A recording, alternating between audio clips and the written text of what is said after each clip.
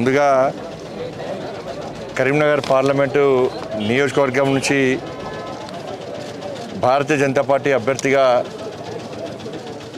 పోటీ చేసే అవకాశం నాకు కల్పించినటువంటి బీజేపీ జాతీయ అధ్యక్షులు జేపీ నడ్డా గారికి, మా ప్రియతమ నేత శ్రీ నరేంద్ర మోడీ గారికి, శ్రీ అమిత్ షా గారికి,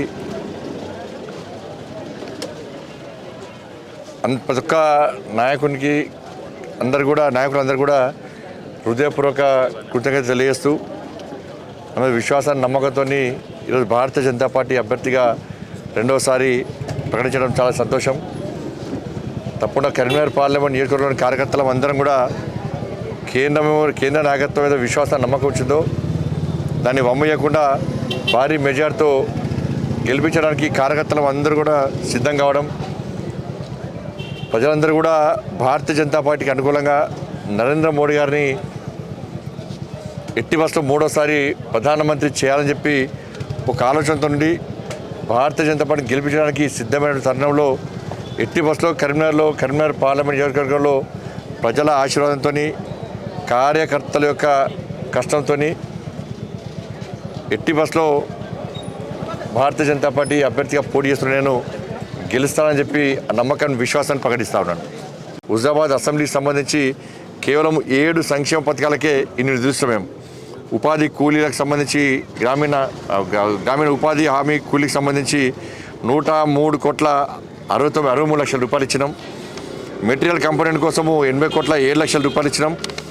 చెట్లు పెంచడానికి మొక్కల పెంపకం కోసం 79,06 లక్షల రూపాయలు ఇచ్చినాం. 14వ 15వ ఆర్థిక సంఘ నిధులు 100,08 లక్షల రూపాయలు ఇచ్చినాం. ట్రైసైకిళ్ల కోసం 32,05 లక్షల రూపాయలు, మరుగుదొడ్ల నిర్మాణం కోసం 18,64 లక్షల రూపాయలు, పిఎం కిసాన్ సమ్మాన్ నిధి ఇవాళ 91,44 లక్షల రూపాయలు, రూర్బన్ మిషన్ కింద 10,08 లక్షల రూపాయలు, దాంతోపాటు సిఆర్ఎఫ్ ఫండ్స్ కానీ, గ్రామీణ సడక్ యోజన కానీ. హుజరాబాద్ అసెంబ్లీకి సంబంధించి జమ్మికుంట మండలం కోరేపల్లి నుంచి తనుగుడ వరకు 10 కోట్లతో రోడ్ల నిర్మాణం, వీణవంక మండలం చెల్లూరు కేశవపట్నం రోడ్డుకు 25 కోట్లు, ప్రధానమంత్రి సడక్ యోజన ద్వారా కమలాపూర్ గునిపర్తి చెల్లపల్లి రోడ్డుకు 4,74 లక్షల రూపాయలు, హుజరాబాద్ సిరిసపల్లి తక్కలపల్లి రోడ్డుకు 2,27 లక్షల రూపాయలు, హుజరాబాద్ లింగాపూర్ మాచనపల్లి రోడ్డుకు 2,14 లక్షల రూపాయలు, హుజరాబాద్ సంబంధించి శాలపల్లి వెంకట్రావుపల్లి రోడ్డుకు 1,93 లక్షల రూపాయలు, దమ్మక్కపేట కాటపల్లి రోడ్డుకు 2,04 లక్షల రూపాయలు, వీణవంకకు సంబంధించి కేశవపూర్ వల్వాపూర్ రోడ్డుకు 2,23 లక్షల రూపాయలు. ఇవి అభివృద్ధికి సంబంధించి ఈ హుజరాబాద్ అసెంబ్లీ నియోజకవర్గంలో కేంద్ర ప్రభుత్వం ద్వారా జరిగిన అభివృద్ధి. ఇంకా అనేక బియ్యం పైసలు కానీ, వ్యాక్సిన్ పైసలు కానీ, ఇంకా అనేక సంక్షేమ పథకాలు అమలు చేస్తున్నాం. ఇక్కడ గ్రామ పంచాయతీలకు నిధులు కానీ, అనేక సంక్షేమ పథకాలు, అనేక అభివృద్ధి నిధులు ఈ కరీంనగర్ పార్లమెంట్ నియోజకవర్గం తెలంగాణ రాష్ట్రానికి ఇచ్చినాం. ఇది అభివృద్ధికి సంబంధించి. కాబట్టి ఇలా ప్రజలకు అన్ని వివరించిన తర్వాత వాళ్ళు ఆశ్చర్యాన్ని వ్యక్తం చేస్తున్నారు. ఇలా ప్రజలందరూ బాధపడుతూ ఉన్నారు. మేము మా కోసం ఫైట్ చేసినా, మాకు నిధులు ఇచ్చినా, మా తెలంగాణ రాష్ట్ర అభివృద్ధికి సహకరించినటువంటి నరేంద్ర మోడీ గారి పూర్తి కోటేయాలన్నా మేము తప్పిపోయి కాంగ్రెస్ పార్టీ కోటేస్తాం. కాంగ్రెస్ పార్టీ 6 గ్యారెంటీలు మా ముందు పెట్టింది, మేము నమ్మినాం. ఇంత ధోకాబాజీ పార్టీ అని మేము ఎప్పుడు అనుకోలేదు. 6 గ్యారెంటీలను 100 రోజుల్లో ఎట్టి పరిస్థితుల్లో అందరికీ అమలు చేస్తూ ఉన్నటువంటి కాంగ్రెస్ పార్టీ కండిషన్ల పేరుతోని మళ్ళీ మోసం చేసే ప్రయత్నం చేస్తుందని చెప్పి వాళ్ళ ప్రజలు భావిస్తూ ఉన్నారు. 423 హామీలు ఇచ్చారు, 6 గ్యారెంటీలు ఇచ్చారు. 6 గ్యారెంటీలో అనేక హామీలు ఉన్నాయి. కేవలము 4-5 హామీలు నెరవేర్చి 6 గ్యారెంటీలు అమలు చేసినట్టు చెప్పుకునే ప్రయత్నం చేస్తున్నారు. 500 గ్యాస్ సంబంధించి ఫస్ట్ అందరికి ఇస్తామన్నారు ఎలక్షన్ టైంలో. తర్వాత రేషన్ కార్డు ఇంతవరకు ఈయనలే. కాంగ్రెస్ బీఆర్ఎస్ పార్టీ ప్రభుత్వం రేషన్ కార్డు 10 సంవత్సరాలు ఒక్కరికి ఇవ్వలే. దాదాపు 10 లక్షల మంది రేషన్ కార్డుల కోసం ఎదురు చూస్తున్నారు. వాళ్ళకి ఇవ్వనియలే. ఇవ్వకుండా రేషన్ కార్డు ఉన్న వాళ్ళకే 500 రూపాయలు సెంటర్ అన్నారు. మళ్ళీ ఏమన్నారు, మళ్ళీ ఇప్పుడు ఆడోళ్ళ పేరు మహిళల పేరు మీద రేషన్ మన గ్యాస్ కనెక్షన్ ఉన్న వాళ్ళకి ఇస్తారట. మళ్ళీ అంటే ఇచ్చే ఉద్దేశం కాంగ్రెస్ పార్టీకి లేదు. రేషన్ కార్డు ఎందుకు ఇస్తారు, ఇవ్వకపోవడానికి అభ్యంతరం ఏంది?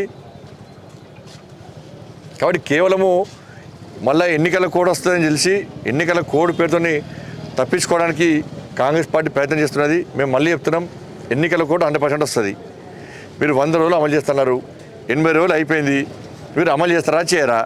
ఏదో గ్యాస్ ఇచ్చి ఫ్రీ కరెంట్ అని ఇచ్చి ఏదో 2-3 హామీలు ఇచ్చి మళ్ళీ ఇలా పేపర్ ఇచ్చినాయి. అలా మళ్ళీ కూడా అంటే ఫేక్. అది కూడా 3500 ఇళ్లను ఇంద్రం ఇళ్లను ఇస్తున్నారట. ఏ ఇళ్ళు కొత్త గట్టించిస్తారా, లేకుంటే ఆల్రెడీ గత ప్రభుత్వం క్వాలిటీ లేకుండా తూతూ మంత్రంగా కట్టిన డబుల్ బెడ్రూమ్లో ఇస్తారా? ఇవి కేంద్ర నిధులతోని ఏర్పడినటువంటి ఇండ్లు అవన్నీ కూడా. ఇవాళ వాటికి మీకు ఎన్ని నిధులు కేటాయిస్తున్నారు? మీరు ఎంత బడ్జెట్ కేటాయిస్తున్నారు? మీరు పార్లమెంట్ అసెంబ్లీలో ప్రవేశించినప్పుడు బడ్జెట్లో ఎంత బడ్జెట్ కేటాయించారు? మీరు మొత్తము మీరు ఇచ్చిన హామీలు నెరవేర్చడానికి మీరు ఎంత ఇచ్చారు? 53,000 కోట్ల రూపాయలు మాత్రమే బడ్జెట్లో కేటాయించారు. ఒక్క మహాలక్ష్మి పథకానికి అమలు చేయడానికి 60,000 కోట్ల అవసరం వాళ్ళకు. ఈ ఇచ్చిన హామీలు, ఈ 6 గ్యారెంటీలు అమలు చేయాలంటే ఈ రాష్ట్ర ప్రభుత్వానికి దాదాపు 5 లక్షల కోట్ల అవసరం ఉంటుంది. గత ప్రభుత్వం 5 లక్షల కోట్లు అప్పు చేసింది ఎన్నికల ముందు. మీరు చెప్పారు, మేము చెప్పినాం.